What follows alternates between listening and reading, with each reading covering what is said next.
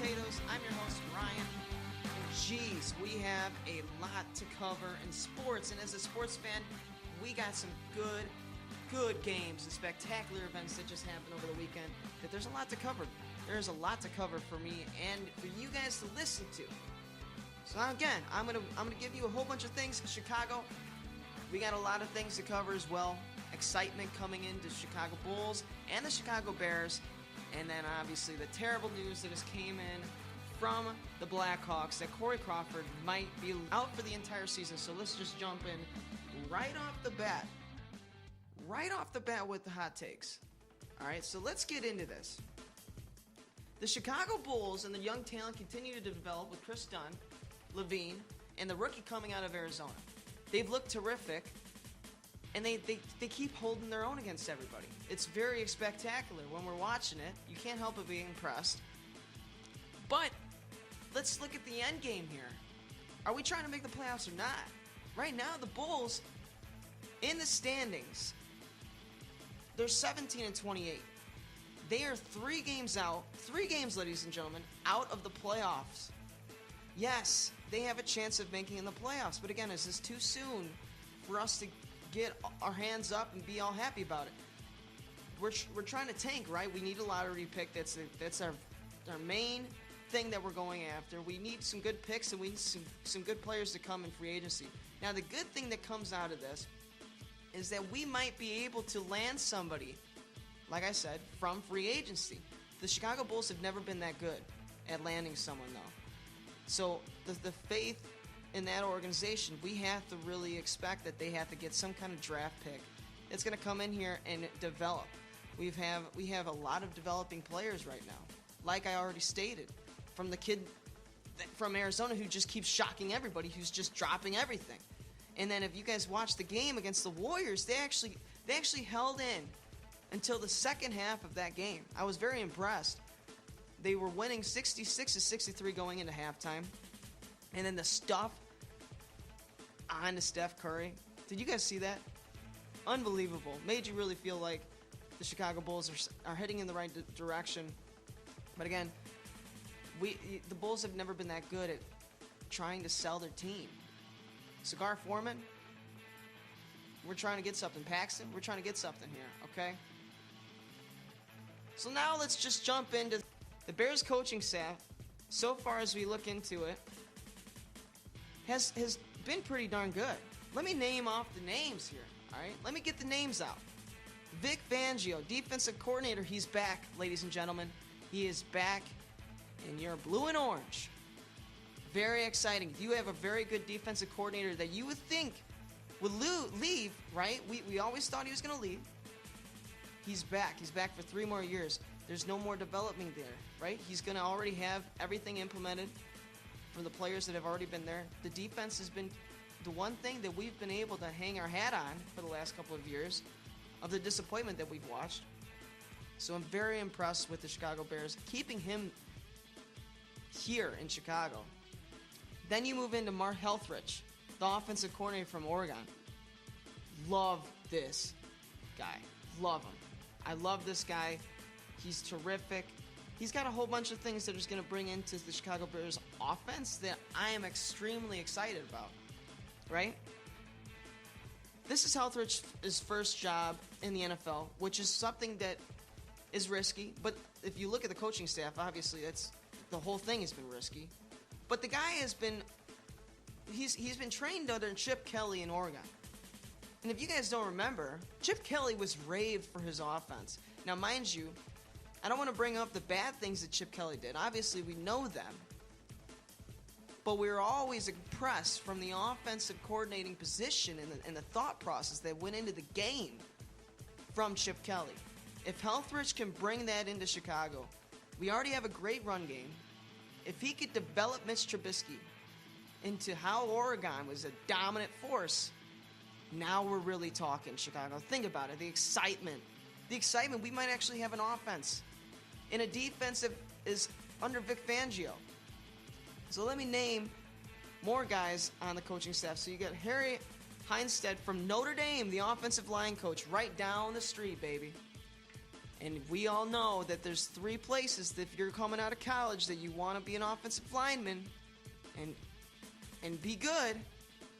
You got Alabama, you got Stanford, you got Wisconsin, and Notre Dame. So you can't help but be impressed with that. Chris Tapert, special teams. I mean, you can. The coaching staff so far has been very impressive.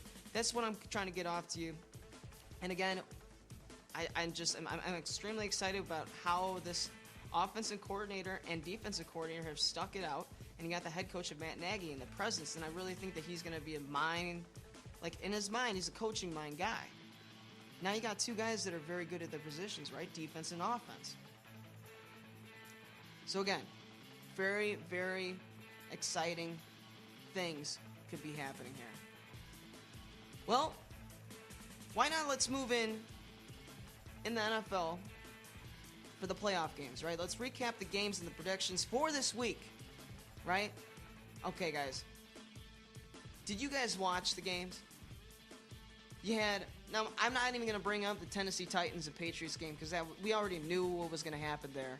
And it was a dominating show from Tom Brady and his squad. Now, whatever happens to that coaching staff with Belichick, Robert Kraft, and Tom Brady, because there's that speculation that there's a tide there, that there's, they're butting heads. Now, obviously, I'm not in that locker room, and neither are you. But you just got to think, maybe it's not as pretty as everybody else thinks it is. So that in itself, they're going to be going in against the Jaguars, right? Let's get into the Jaguars-Steelers game. The Jaguars just continue to impress. They continue to be a terrific team who comes out and punches you right in the face. They punch you right in the face, right? They keep doing things that is impressive. They're Saxonville. They were getting to Ben. Even though Ben broke a lot of records, you could tell that defense is still very darn good, right? Very good. But the most impressive thing is they scored 45 points. 45 points. So shame on you, Pittsburgh, for looking over into the next game to try and face the New England Patriots. You were looking past the Jaguars, who are a terrific team, and we got to see it, and you know it now. They're the team to beat, in my eyes. So, let's move into the other game. Minnesota and New Orleans. Guys, what happened? What happened? You're up 10 seconds in the game. You're up 10 seconds in the game, New Orleans. What are you doing?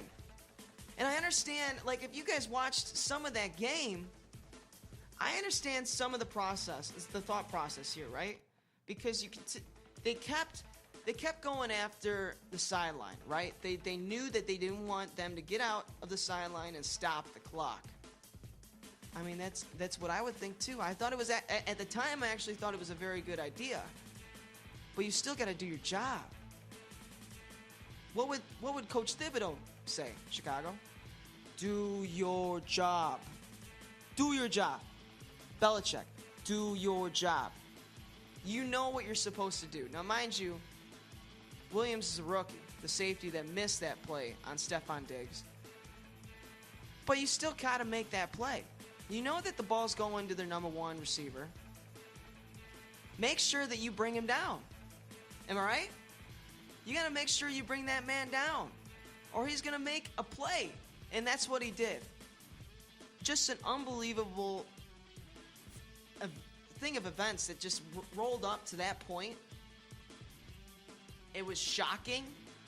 I remember being in the living room and I'm just watching. I'm like, you know what? Oh, man, I really, the Bears fan of me, I have no shame in the Vikings. I like the Vikings. I mean, I'm not going to deny that. I think they're great.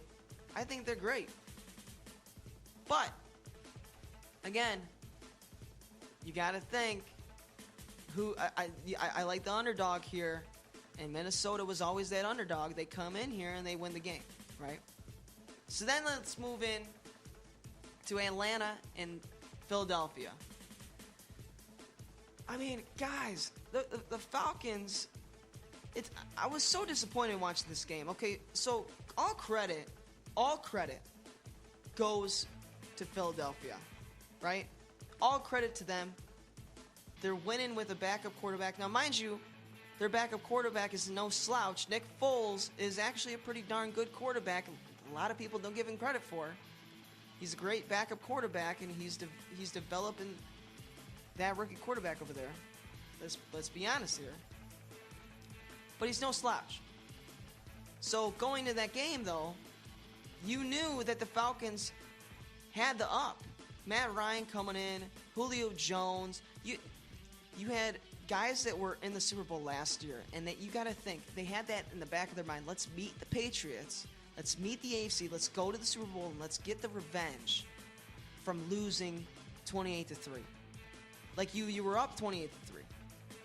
I don't need to reiterate that, right? You guys know that. They're up 28-3. So think about that being in the back of your mind, just like New Orleans is going to have going into the next season, being mad that they gave up the touchdown with less than 10 seconds left. The Falcons came up to this season and they knew what they had to do, right? They had that the entire offseason going into this season. We're going to get revenge. They faced Philadelphia, and it was the ball was in their court. It was 15-10. Last play of the game, they're going for the touchdown, right? Matt Ryan rolling out, looking, scrambling, trying to do my best impression of John Gruden, which congrats John Gruden on the big payday that he got in Oakland. But that's another story in the NFL that I would have to cover. But he's looking, spider wide banana.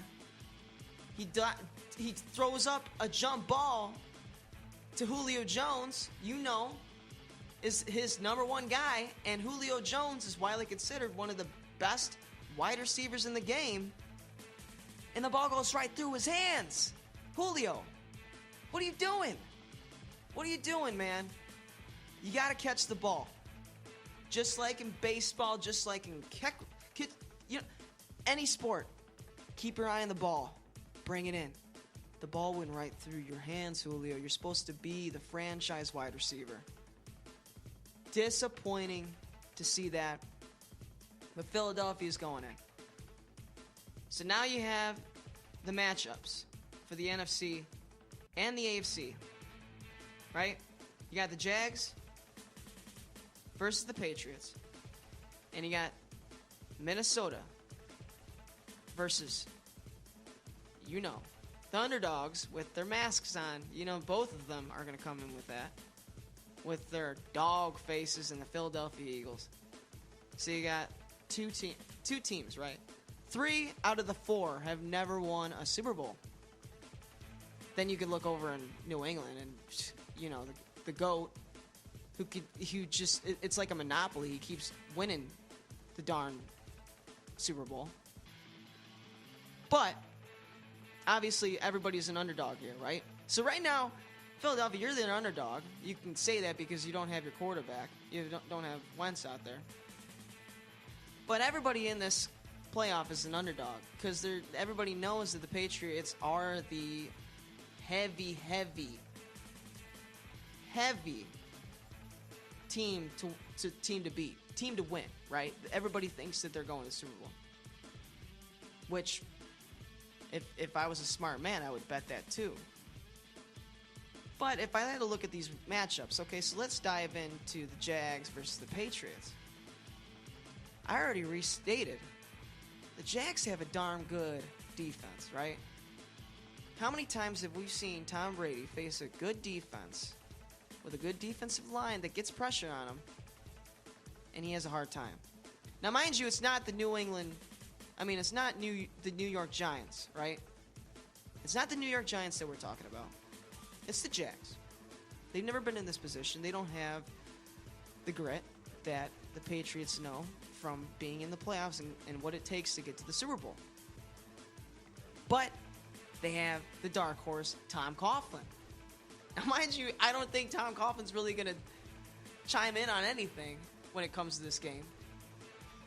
But it would be crazy for you not to think that. Tom Coughlin, he just created this team who's now in one game away from the Super Bowl, and he's facing the greatest of all time, Tom Brady. I think it's funny. It's not Eli Manning quarterback, but you got enough guys out there.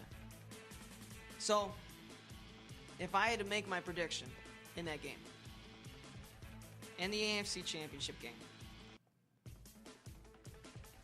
I would have to go with the underdog. And I know a lot of people are going to be like, what? What? And you guys already know Steak and Potatoes is a crazy show, so you know I'm already crazy.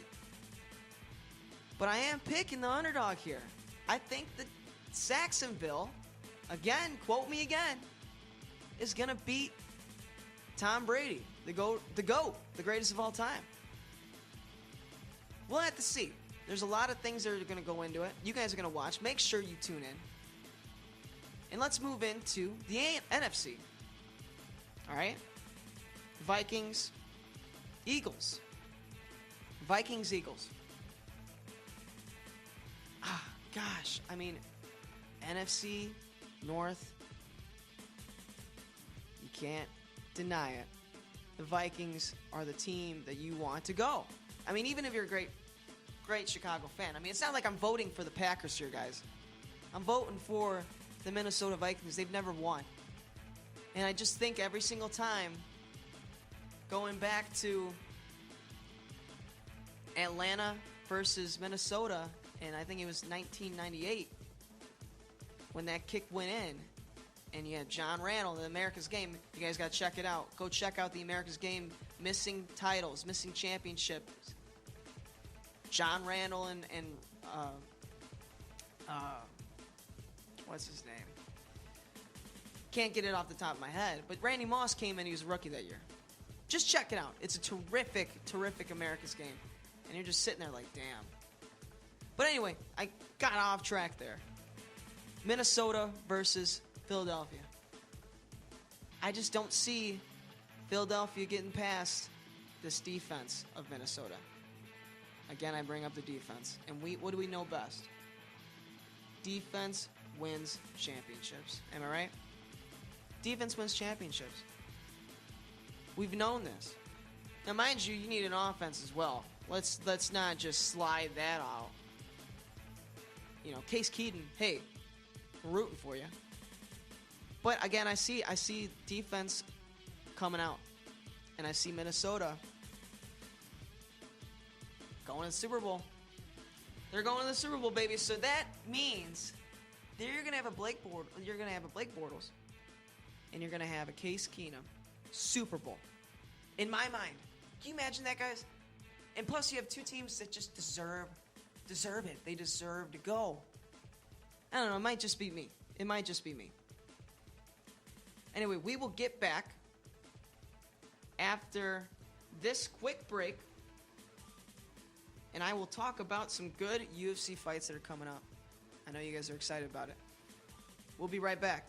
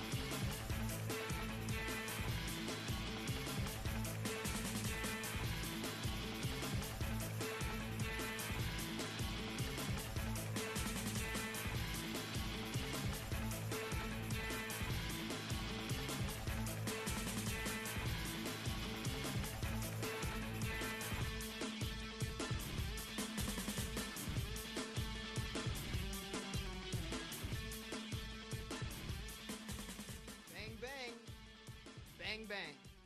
Fight week. We're ready. Are you guys ready? Are you guys ready for the great fights that we have this week? Let's preview them, all right?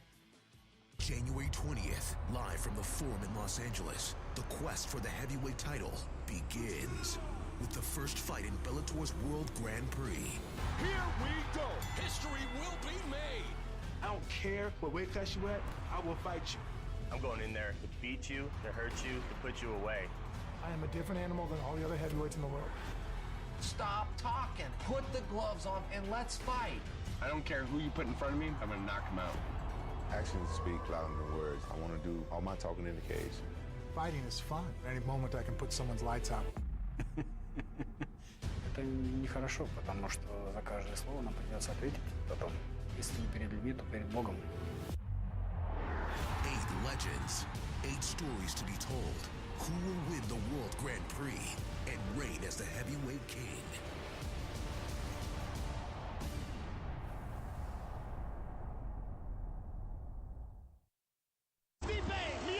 He has tied the record for successful heavyweight title defenses. It makes you wonder, who's next for him?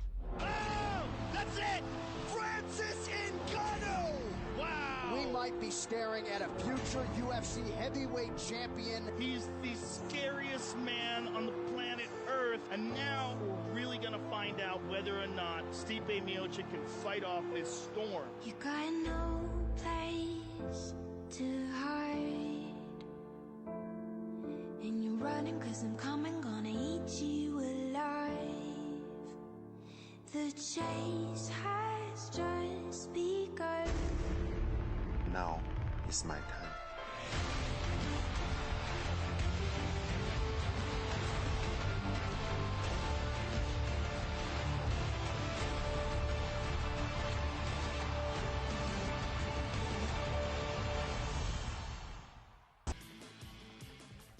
Wow. Are you guys jacked? Let's get into the fight week, baby. The UFC Heavyweight Championship is on the line with Stipe Miocic as he takes on Francis Ngannou this Saturday, and Bellator starting their heavyweight Grand Prix tournament as Chael Sonnen versus Rampage Jackson square off on a stacked card. Again, all on the same night. Let's get into the Bellator card. So this Saturday, you know, guys, we're sliding past what's going on here. All right. Chael Sonnen and Rampage Jackson. So you got a guy who was feared by so many in the light heavyweight division, who I've always respected. Although when he fought Rashad Evans, which is my guy, my number one dude, which Rashad, I hope to see you back. I know you're getting old, but hey, let's get back into it. Versus Chael Sonnen. So get this. Rampage Jackson weighed in. Right? He weighed in big. Now, this tells me one or two things, all right?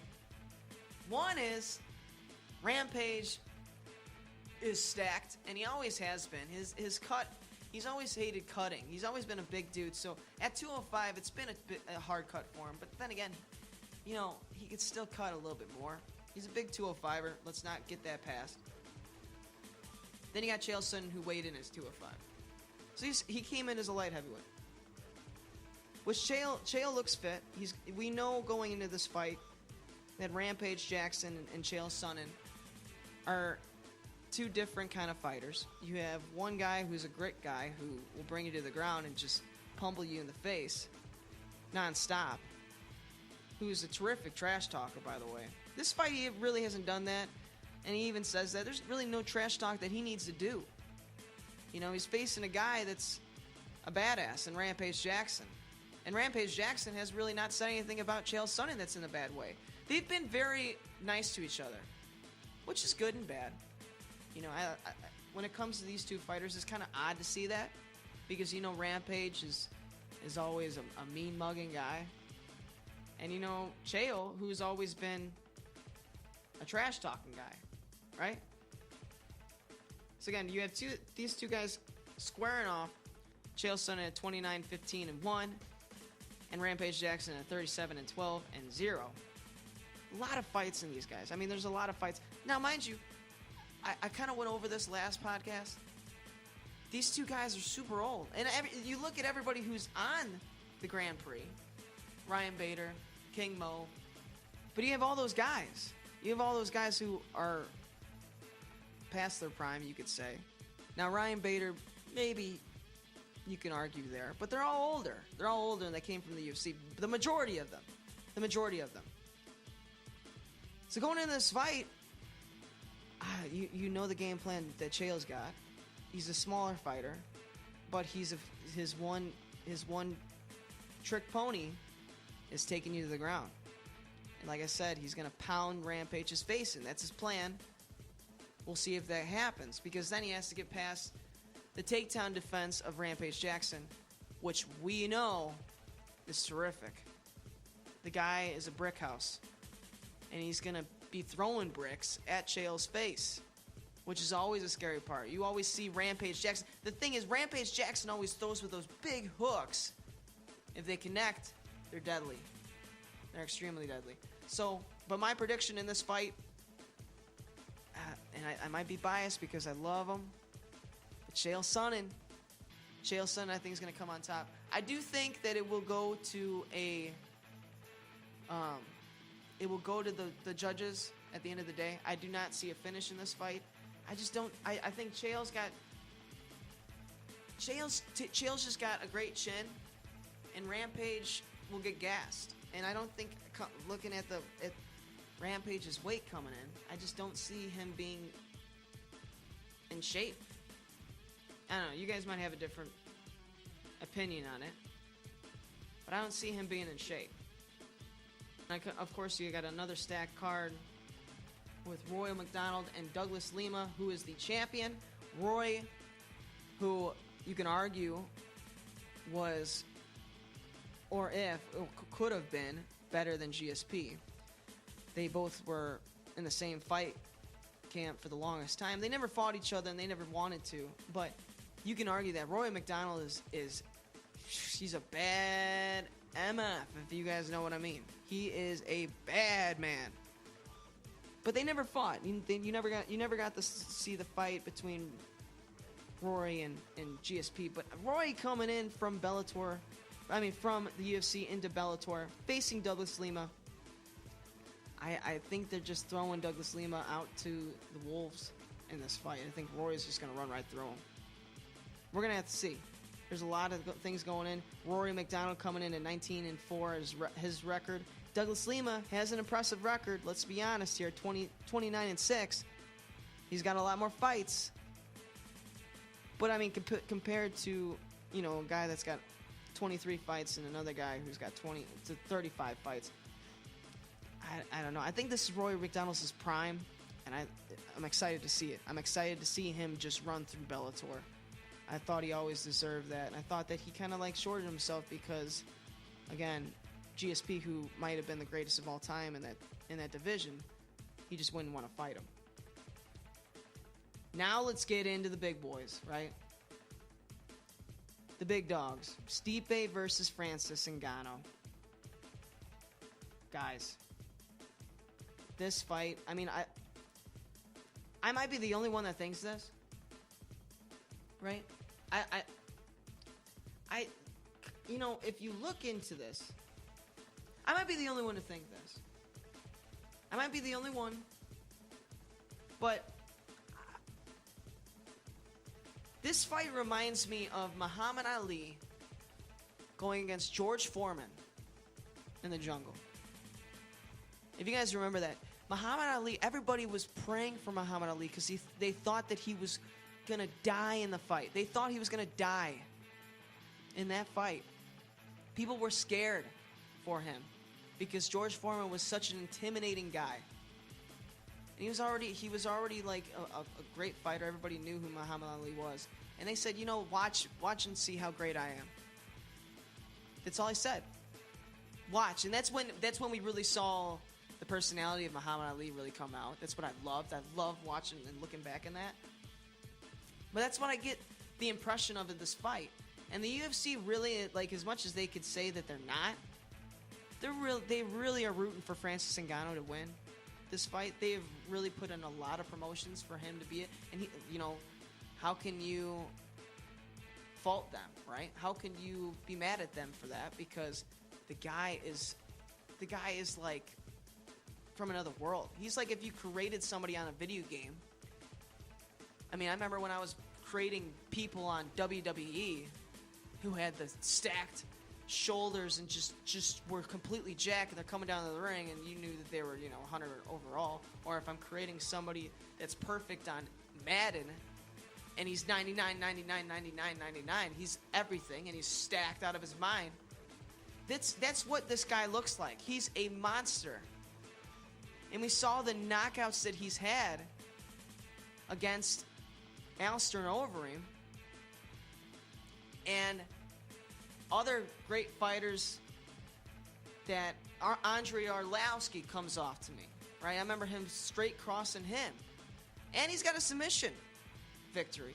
He's got 6 wins in a row coming into the UFC.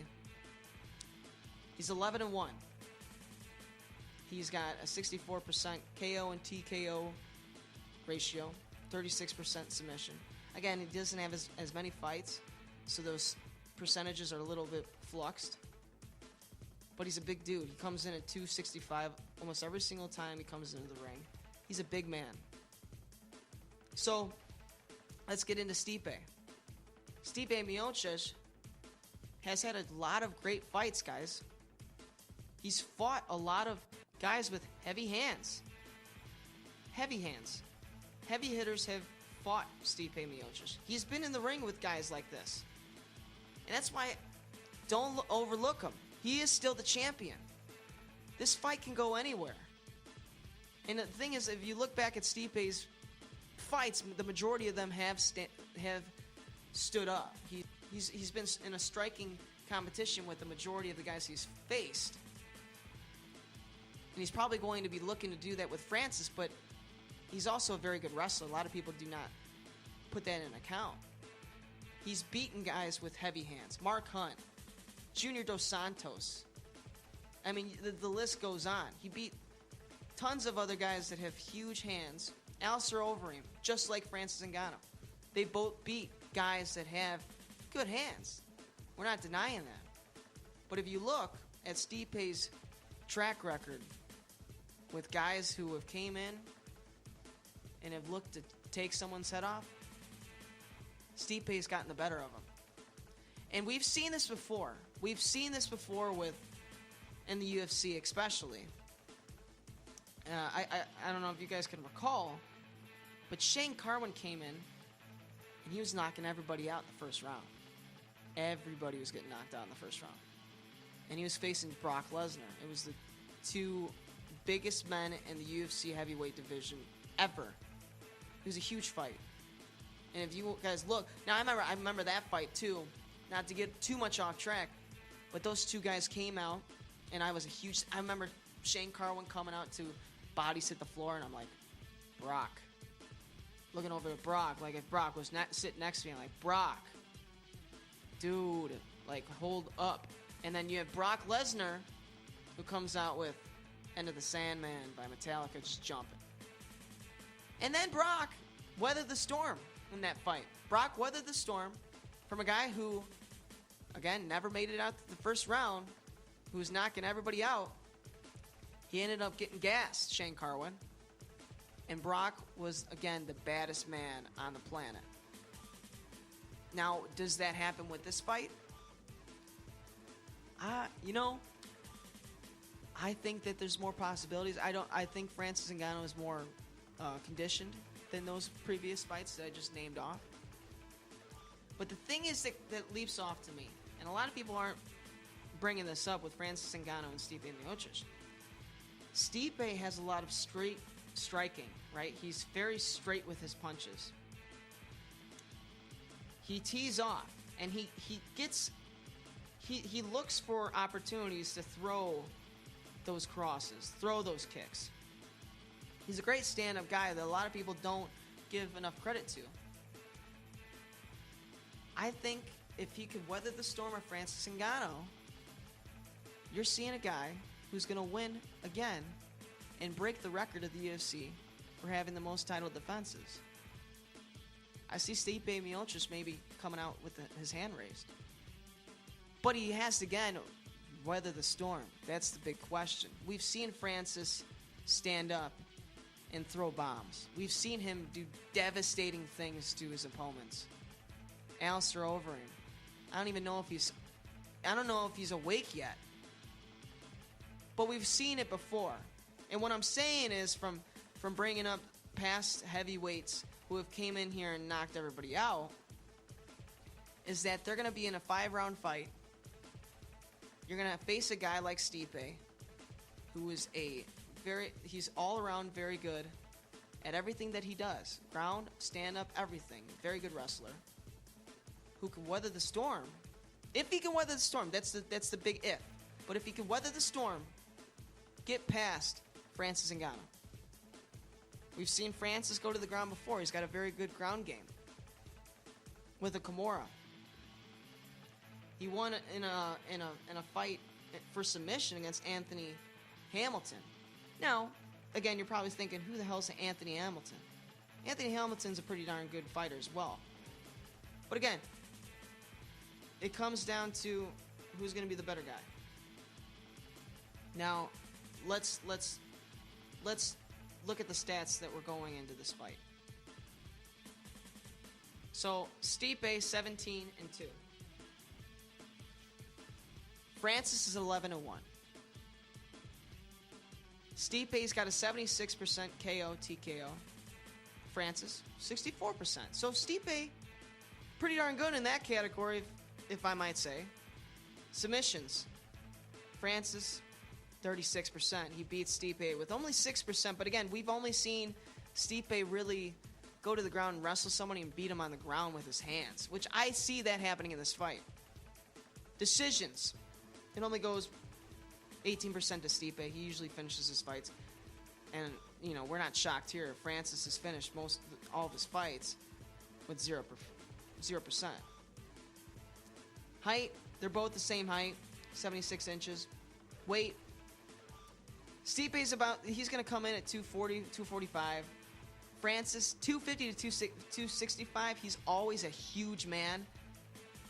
He's such an intimidating looking guy. I wouldn't be shocked if he comes in 265. But again, I think that it's going to be a quickness thing with Stipe that he's going to be coming out with. I really think that he's going to come out with speed. Reach, Francis has got 83 inches to Stipe's 80 inches. Leg reach, a lot of people don't consider this. Leg reach, Francis has got 44 inches, long legs. Stipe Miocic with 39 inches. So he beats him there. So you have the reach advantage goes both ways to Francis. This is where I wanted to get into how good of a striker Stipe really is. Which I really am disappointed in how Alistair Overeem's really played out lately. That he keeps getting knocked out because he's doing stupid things. He is a seasoned striker coming from Glory and being a Grand Prix champion. But let's look at this. Significant strikes. Landed per minute. You have Stipe at 5.15%, right? Francis at 3.41. Accuracy of significant strikes. 50% for Stipe, 47% for Francis. Absorbed per minute. Francis doesn't get hit that often, but again, he finishes his fights early, so he only gets 1.5 per minute. Isn't that crazy? So, and then Stipe gets 3.3. Defense, they're pretty much at the same, 60% for both. This is where, again, another aspect of this fight that a lot of people aren't considering. Let's take a look into the grappling. Takedown advantage goes to Stipe. He usually gets two takedowns per fight. Francis 0. Takedown accuracy 35% to Francis is 0. Takedowns defended. Francis is on the board with 75%. So I mean, and Stipe's never had a submission. Okay, so, I mean, you can go either way with these fights. What I'm trying to get at is that there's some areas of this fight that we're going to watch Saturday that Stipe has the advantage to. Now, whose time is this? This really comes... when I think of this fight, it comes to who's going to take the lead for the heavyweight champion, right? Who's going to be the face of the heavyweight division? Because it's either Francis Ngannou, who's going to be dominating for the next couple of years, or it's going to be Stipe Miocic. That's what I think. I think this might be the turning point for the heavyweight division. Because we've never seen, at this point, we've never seen the heavyweight division at such a low standard. A lot of people aren't taking... They're not giving enough credit for the heavyweight division lately, right? Well, now you got a fight. Now you got a good fight between two guys, two different styles, who are going to show who's the baddest man on the planet come Saturday. If I had to give a prediction in this fight, naming off the significant strikes, the grappling, height, the overall intimidation factor from Francis Ngannou, but Stipe Miocic being a champion for so long, it's a toss-up. You can go either way. I see Francis losing. Guys, I know you thought I was going to say Francis. You thought I was going to say Francis Ngannou's going to win this fight, and it's his time, right? Not so much. Don't get ahead of yourself. Stipe Miocic is a bad man. He is a bad man, and he's going to come in there knowing that. The man is a badass. Just for that, I got to go with him. I got to go with the guy out of Cleveland. So I got Francis Ngannou and Stipe Miocic heading off this weekend. Stipe Miocic winning it. Winning it all, baby. Going back, and he's doing his fireman kind of stuff because he is a true American. He's a bad man. He is a bad man. So that is going to be a wrap. Thank you guys for listening. We had a terrific time. I hope you guys liked it. There's a lot of things that we're going to cover. This is the preview show, so usually I do a little bit different kind of stuff in the preview show. Basically just going over games. You know, we got a whole bunch of football games. You guys know that. NCAA, they're coming up. A lot of things to preview there. We'll talk about the fights. There's more fights coming up. You guys heard last show about me and how I think about Conor McGregor. John Jones just passed his drug test or lie detector test. We'll see if that happened. Ted Bundy passed the test. That's what Daniel Cormier said the other day about that. What we can talk about Daniel coming back after this weekend as he faces Volcom, which that's no slouch either. So that's going to be a tough fight. But thank you guys for listening. We got a whole bunch of things that we're going to be talking about in the next couple weeks. I hope you tune in. Make sure you follow us on Twitter and Instagram. And by the way, guys, before we conclude, I am growing out the stash. We're growing it out. We're seeing if it gets me the ladies. Time will tell. I know I'm single, all right? Just give me a break. Give me a break. So far, we've gotten some compliments. My mom likes it. I don't know. I just said that. Yeah. Whatever. All right, guys. Until next time, be safe. Do what you got to do. Stay humble. Stay pretty. And that's in conclusion of this week's Steak and Potatoes podcast. See you later.